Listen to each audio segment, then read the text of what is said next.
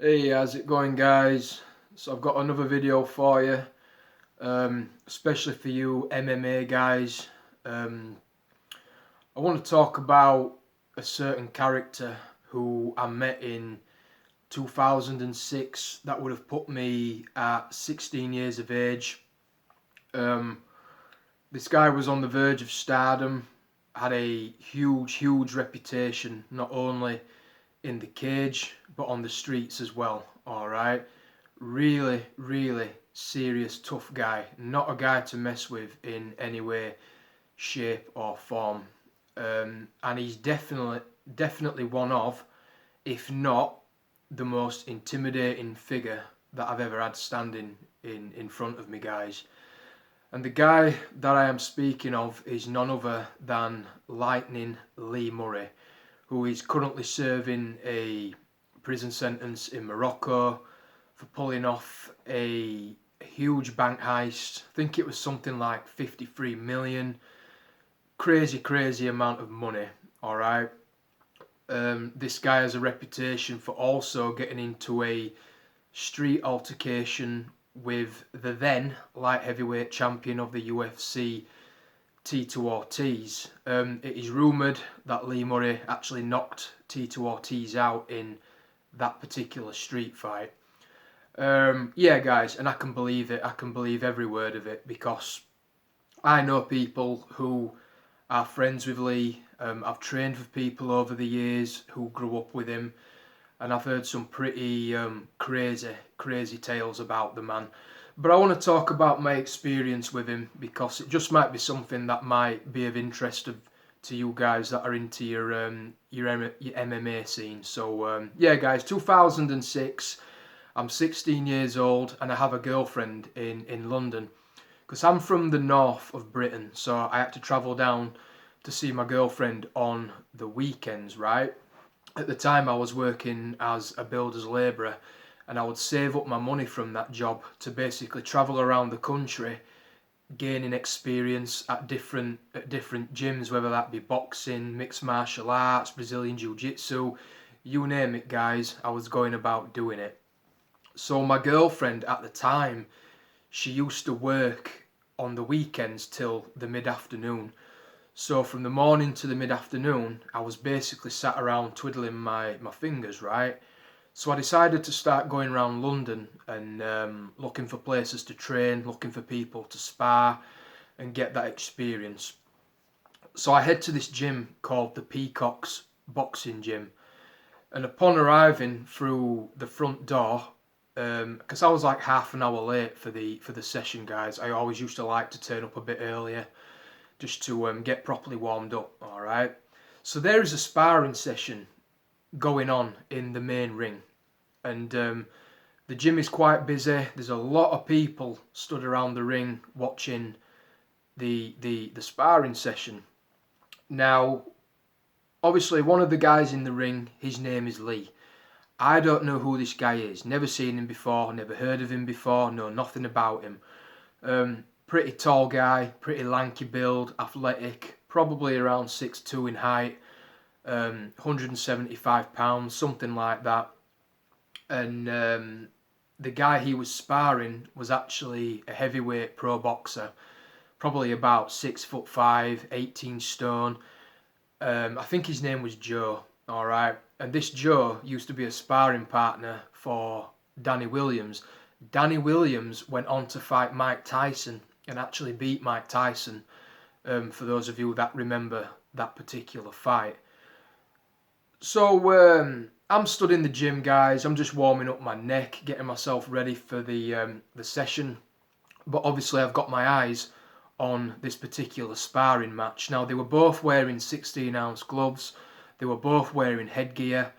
And honestly, guys, this guy Lee, who obviously at the time was Lee Murray, threw a right hand which hit the heavyweight boxer on the chin. And I kid you not, guys, this guy went face first into the canvas like a stiff board, completely laid out stiff on the floor, out, completely knocked out cold.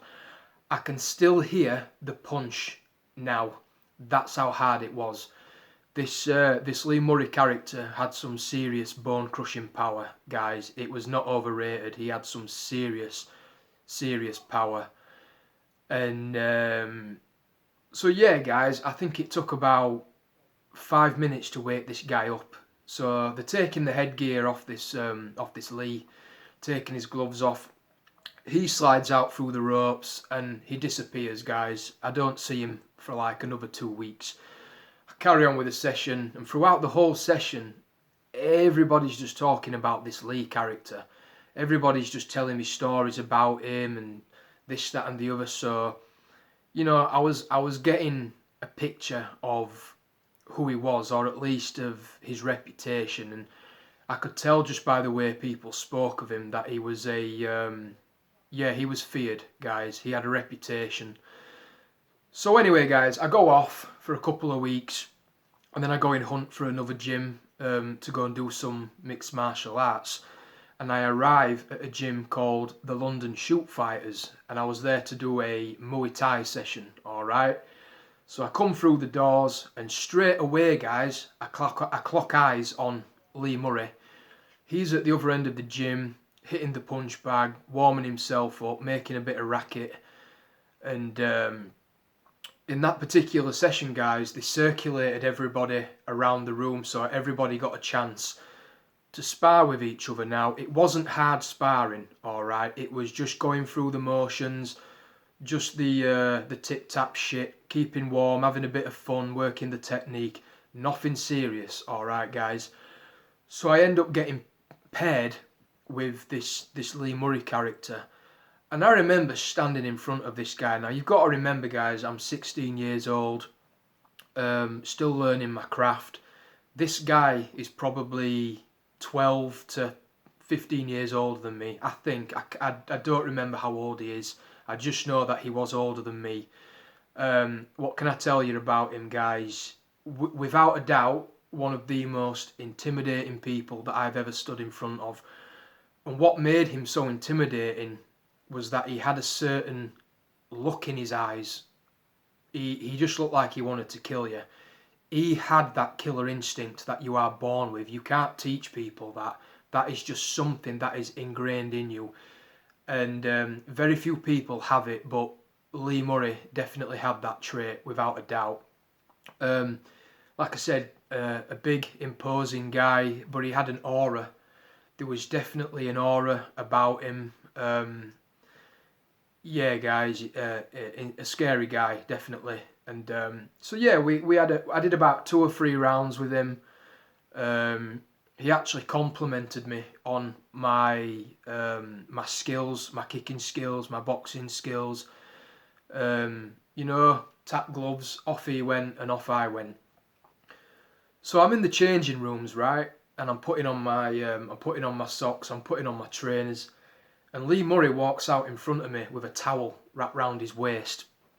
And I noticed, guys, that his torso is covered in scars. He has a large scar down his chest. There were scars to the side of his pec. He had scars on his abdomen. And I remember his hands, his right hand in particular, looked like he had sort of deformed knuckles, so to speak, probably from all the street fights that he was reputed to have over the years. And that guy did have a lot of street fights, a lot of street fights. Well before he ever stepped foot in a cage, that guy was taking out some tough names in the streets, guys. I've heard the stories, and yeah, dangerous guy. And he proceeds to tell me about an altercation that he was in not long back. So I'm guessing probably a couple of months before I met him. And he told me that he was stabbed in the chest, and that the knife actually severed the main artery to his heart, I believe it was. Proceeded to tell me that he nearly died 3 times on the operating table, and that he was lucky to be alive. That he was hoping to get back into to MMA, into fighting, and all this kind of thing. And honestly, guys, he looked like Frankenstein's monster. He really did. Now, I've got nothing bad to say about the guy, alright? He was respectful, he was good in conversation, I liked him. Um, it felt kind of cool to be in the presence of a man of his reputation, yeah, guys, just his character. There was definitely something about him. Now, I've only ever met 3 people in my entire life that had that same alpha male characteristic as what he had, that same aura as what he had. And I know a lot of you are probably thinking, well, what do you mean by this aura? What I mean by that is, guys, he had an energy about him which drew you to him.